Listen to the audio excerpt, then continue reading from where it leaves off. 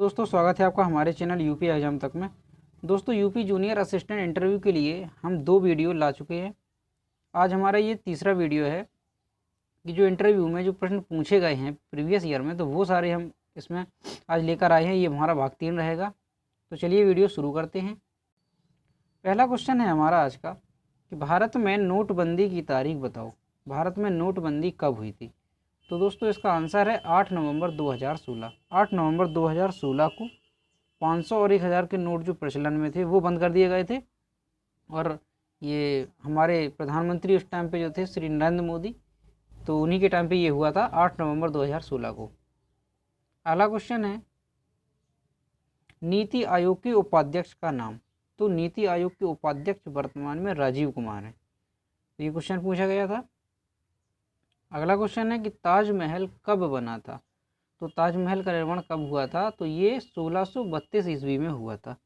और ताजमहल को किसने बनवाया था? तो ये शाहजहां ने बनवाया था अपनी पत्नी मुमताज महल की याद में। ठीक है दोस्तों। अगला क्वेश्चन था जय जवान जय किसान का नारा किसने दिया था? तो जय जवान जय किसान का नारा जो है हमारे उस टाइम पे जो प्रधानमंत्री थे श्री लाल बहादुर शास्त्री, उन्होंने दिया था जय जवान जय किसान का नारा। अगला क्वेश्चन स्वतंत्र भारत के पहले कानून मंत्री कौन थे? तो हमारे स्वतंत्र भारत के जो प्रथम कानून मंत्री थे वो डॉक्टर BR अम्बेडकर थे। हमारा देश जब आज़ाद हुआ तो उसके फर्स्ट जो कानून मंत्री थे प्रथम, तो वो डॉक्टर BR अम्बेडकर थे। अगला क्वेश्चन है क्वेश्चन नंबर 6, एशिया की सबसे लंबी नदी कौन सी है? तो ये एशिया महाद्वीप की बात हो रही है कि एशिया महाद्वीप में सबसे लंबी नदी कौन सी है? तो ये यांगजी रिवर है। यांगजी रिवर, तो ये एशिया की सबसे लंबी नदी है। और इसकी लंबाई कितनी है? तो इसकी लंबाई है 6300 किलोमीटर, यानी कि 6300 किलोमीटर इसकी लंबाई है यांगजी रिवर की, जो कि एशिया की सबसे लंबी नदी है। अगला क्वेश्चन था भारत में सबसे अधिक क्षेत्रफल वाला राज्य। तो भारत में सबसे अधिक क्षेत्रफल वाला राज्य है राजस्थान। जो राजस्थान है वो हमारे भारत में सबसे अधिक क्षेत्रफल के हिसाब से बड़ा राज्य है। और अगर जनसंख्या की बात कर दी जाए कि जनसंख्या के हिसाब से भारत में सबसे अधिक कौन सा राज्य है, तो वो अपना उत्तर प्रदेश होगा। उत्तर प्रदेश जनसंख्या के अनुसार भारत का सबसे बड़ा राज्य है। और अगर यहाँ पे क्षेत्रफल में वो आपसे पूछ दें कि दूसरा सबसे बड़ा राज्य कौन है, तो क्षेत्रफल के अनुसार दूसरा सबसे बड़ा जो राज्य है वो मध्य प्रदेश होगा। और तीसरे की बात कर दी जाए तो महाराष्ट्र होगा। ठीक है, पहला राज्य राजस्थान, दूसरा मध्य प्रदेश और तीसरा महाराष्ट्र, जो कि क्षेत्रफल के हिसाब से है। ठीक है। अगला क्वेश्चन था कंप्यूटर का फुल फॉर्म क्या है? तो कंप्यूटर का फुल फॉर्म होता है common operating machine particular used for technical educational research.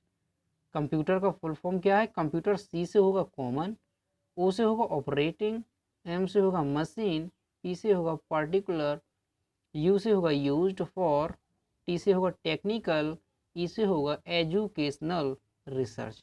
Common operating machine particular used for technical educational research, ये कंप्यूटर का फुल फॉर्म होता है। अगला क्वेश्चन था क्वेश्चन नंबर 9, कट करने की शॉर्टकट की क्या होती है? तो दोस्तों इसमें कंप्यूटर के भी क्वेश्चन पूछे जाएंगे क्योंकि इसमें CCC मांगा गया था, तो जाहिर सी बात है कि इसमें कंप्यूटर के भी क्वेश्चन वो आपसे पूछ सकते हैं। तो कट करने की शॉर्टकट की क्या है? Ctrl+X। कट करने की Ctrl+X है। कॉपी करने की अगर पूछे तो Ctrl+C होगा। तो इस तरह से आप शॉर्टकट कीज भी पढ़ लेना। तो अगला क्वेश्चन था क्वेश्चन नंबर 10, उत्तर प्रदेश में कुल कितने ज़िले हैं? तो उत्तर प्रदेश में कुल 75 ज़िले हैं, यानी कि 75 ज़िले हैं उत्तर प्रदेश में कुल। तो दोस्तों अगर वो आपसे ये पूछ दें कि इंडिया में कितने राज्य हैं, तो वर्तमान में इंडिया में 28 राज्य हैं। और केंद्र शासित प्रदेश की अगर बात कर दी जाए तो इंडिया में केंद्र शासित प्रदेश कुल 8 हैं। क्योंकि पहले केंद्र शासित प्रदेश की संख्या 7 थी, लेकिन जो ये जम्मू कश्मीर जो हटा है राज्य, उससे 2 केंद्र शासित प्रदेश बने। एक तो जम्मू कश्मीर बना है और एक बना है लद्दाख। तो यहाँ से 9 हो रहे हैं। लेकिन एक जो 2 केंद्र शासित प्रदेश थे अंडमान निकोबार और दादरा नगर हवेली, उनको जो है जोड़ के 2 जो केंद्र शासित प्रदेश उनको जोड़ दिया गया है, उनको एक कर दिया गया है। तो वर्तमान में कुल जो है वो हमारे 8 केंद्र शासित प्रदेश हैं और 28 जिले हैं, या नहीं सॉरी 28 राज्य हैं। और उत्तर प्रदेश में कुल कितने जिले हैं, तो उत्तर प्रदेश में 75 जिले हैं। जो केंद्र शासित प्रदेश जो 2 जोड़े गए हैं वो दादर नगर हवेली, दमन और दीव, उनको जोड़ा गया। ठीक है दोस्तों। अगला क्वेश्चन था महाभियोग क्या है। तो ये आपका जो है पॉलिटी से क्वेश्चन पूछा गया है कि महाभियोग क्या है। तो ये महाभियोग की जो प्रक्रिया होती है, इसके द्वारा राष्ट्रपति, सुप्रीम कोर्ट व हाई कोर्ट के न्यायाधीशों को जो है पद से हटाने की ये प्रक्रिया है। इसमें जो है जैसे राष्ट्रपति जो उनकी अवधि चल रही है उस टाइम से पहले अगर आपको हटाना है या उनसे पहले ये कैसे हटाए जा सकते हैं, तो इसकी जो प्रक्रिया होती है वो महाभियोग की प्रक्रिया होती है। इसी के द्वारा राष्ट्रपति, सुप्रीम कोर्ट और हाई कोर्ट के न्यायाधीशों को जो है पद से हटाया जाता है। अगला क्वेश्चन था डीएनए और आरएनए का फुल फॉर्म क्या होता है। तो डीएनए का फुल फॉर्म होता है डीऑक्सीरिबोन्यूक्लिक एसिड। आरएनए का फुल फॉर्म क्या होता है, रिबोन्यूक्लिक एसिड। तो ये पूछा गया था कि डीएनए और आरएनए का फुल फॉर्म क्या होता है। तो ये डीऑक्सीरिबोन्यूक्लिक एसिड एंड आरएनए का रिबोन्यूक्लिक एसिड फुल फॉर्म होता है। अगला क्वेश्चन पूछा गया था कि अलंकार कितने प्रकार के होते हैं। क्योंकि इसमें हिंदी जब आपने एग्ज़ाम दिया था तो इसमें हिंदी भी था, इसलिए वो हिंदी से भी आपसे क्वेश्चन पूछ सकते हैं। तो अलंकार के कितने प्रकार होते हैं, अलंकार 3 प्रकार के होते हैं। नंबर 1 होता है आपका शब्दालंकार, और नंबर 2 जो होता है वो आपका अर्थालंकार, और नंबर 3 होता है आपका उभयालंकार। बहुत से लोग ये सोचते हैं कि अलंकार 2 ही प्रकार के होते हैं, शब्दा और अर्था। नहीं, लेकिन अलंकार जो है वो 3 प्रकार के होते हैं, शब्दालंकार, अर्थालंकार और उभयालंकार। ठीक है दोस्तों। अगला क्वेश्चन पूछा गया था श्लेष अलंकार का उदाहरण बताइए। तो दोस्तों इसमें आपको कोई श्लेष अलंकार का एक उदाहरण पढ़ लेना है, जिससे कि पूछ दिया जाए तो आप बता दें कि श्लेष अलंकार का उदाहरण क्या होता है। तो चलो मैं भी बता दे रहा हूँ कि श्लेष अलंकार का उदाहरण होता है। श्लेष अलंकार होता क्या है, श्लेष अलंकार जो है जब कोई शब्द एक बार आए लेकिन उसके अर्थ कई निकलें, एक से अधिक हों अर्थ, तब वहाँ पे जो है श्लेष अलंकार होता है। जैसे इसका उदाहरण होता है चरण धरत चिंता करत, चितवत चारों ओर, सुवर्ण को खोजत फिरें, कभी व्यभिचारी चोर। तो यहाँ पे सुवर्ण जो है एक शब्द आया है लेकिन इसके अर्थ जो है वो अलग अलग हैं। 3 अर्थ निकल रहे हैं। एक तो कवि के लिए सुवर्ण का अर्थ अलग है, व्यभिचारी के लिए सुवर्ण का अर्थ अलग है, और चोर के लिए सुवर्ण का अर्थ अलग है। तो यहाँ पे श्लेष अलंकार होगा हमारा, और यही इसका उदाहरण होगा। अगला क्वेश्चन पूछा गया था कि मौलिक अधिकार के बारे में बताइए। तो मौलिक अधिकार के बारे में क्या है कि हमारे संविधान में जो है 6 मौलिक अधिकार हैं। पहले 7 थे। संपत्ति का अधिकार जो है उसे हटा दिया गया है, लेकिन वर्तमान में जो है 6 ही मौलिक अधिकार हैं। कौन कौन से हैं, नंबर 1 है समानता का अधिकार, दूसरा है स्वतंत्रता का अधिकार। नंबर 1 था समानता का अधिकार, दूसरा है स्वतंत्रता का अधिकार, और तीसरा है हमारा शोषण के विरुद्ध अधिकार, और चौथा था धार्मिक स्वतंत्रता का अधिकार, और 5वां है संस्कृति तथा शिक्षा संबंधी अधिकार, और नंबर 6 है हमारा संवैधानिक उपचारों का अधिकार।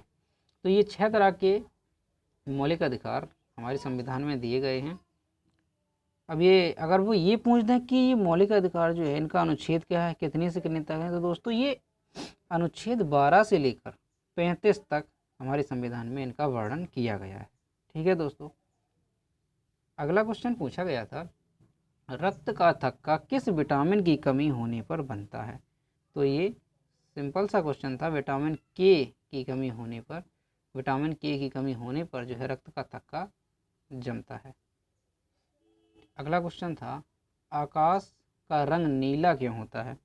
तो आकाश का रंग जो है वो नीला किस घटना की वजह से होता है। तो ये दोस्तों प्रकाश के प्रकीर्णन की घटना होती है, इससे आकाश का रंग नीला होता है। अब ये नीला क्यों होता है, लाल क्यों नहीं होता है। तो इसका एक कारण होता है कि नीला जो रंग है उसकी जो है वो प्रकीर्णन सबसे अधिक होता है। ये प्रकीर्णन जो है हमारी जो 7 रंग होते हैं उनमें अगर ये देखा जाए कि सबसे अधिक प्रकीर्णन किस रंग का होता है तो वो नीला रंग होता है, क्योंकि प्रकीर्णन की वजह से ही जो रंग है अगर जिसका प्रकीर्णन ज़्यादा होगा सबसे ज़्यादा तो वो बहुत जल्दी फैल जाता है। अब नीला रंग का प्रकीर्णन सबसे अधिक होता है तो ये पूरे वायुमंडल में फैल जाता है। इस वजह से वायुमंडल जो है आकाश हमारा इस वजह से प्रकीर्णन की वजह से जो है ये नीला दिखाई देता है। अगर तरंग दैर्घ्य वहाँ पे वो पूछ दें कि तरंग दैर्घ्य किस रंग की ज़्यादा होती है तो आप वहाँ बता देना लाल, कि लाल जो कलर होता है उसकी तरंग दैर्घ्य सबसे अधिक होती है। और इसी वजह से जो ये होते हैं जैसे एरोप्लेन है वगैरह या ये जो टावर बनाए जाते हैं उनके जो ऊपर जो है रेड कलर का लाइट लगाई जाती है, और ये जो ट्रेनें होती हैं वहाँ पर भी रेड कलर के ही लाइट जलाई जाती हैं, जिससे कि ये दूर से दिखाई दे जाए। तो दोस्तों ये प्रकीर्णन से संबंधित आपको क्वेश्चन समझ में आ गया होगा। अगला क्वेश्चन पूछा गया था भूगोल के जनक कौन है। तो भूगोल के जनक जो है वो हेकेटियस है हमारे। भूगोल के जनक कौन है? हेकेटियस। ठीक है। अगला क्वेश्चन था त्रिभुज के तीनों कोणों का योग कितना होता है। ये मैथ से रिलेटेड क्वेश्चन है कि त्रिभुज के तीनों कोणों का योग कितना होता है। तो त्रिभुज के तीनों कोणों का योग 180 डिग्री होता है, चाहे वो आपका समकोण हो या कोई भी कोण हो। अगर त्रिभुज है तो उसके तीनों कोणों का जो आंतरिक कोणों का योग जो होगा वो आपका 180 डिग्री ही होगा।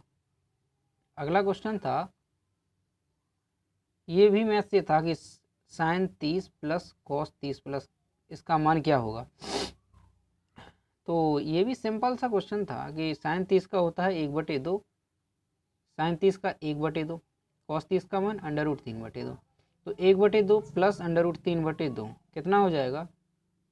यहाँ पे हर समान है, 2 है 2 है तो ऊपर का जुड़ जाएगा 1 प्लस √3/2। तो इसका सही आंसर यही था कि 1 प्लस √3/2। तो वो वहाँ पे आपसे टेबल के जो मान होते हैं वो भी पूछ सकते हैं सीधे सीधे। जैसे वो कह दें कि भाई साइन 45 का मान कितना होगा, तो आप सीधा सीधा कह देना 1/√2, 1/√2 साइन 45 का मान। ठीक है।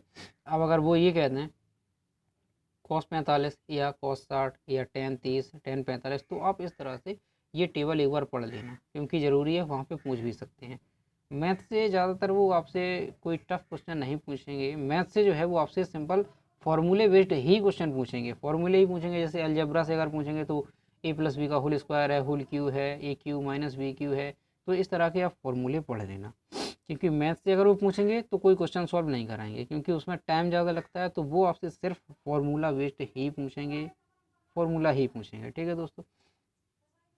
तो दोस्तों 20 क्वेश्चन हमने आज इसमें किए थे, यही हमारा लास्ट क्वेश्चन था दोस्तों। वीडियो को अगर पसंद आया हो तो लाइक कीजिएगा और शेयर कीजिए, चैनल को सब्सक्राइब भी करिए दोस्तों। Thank you.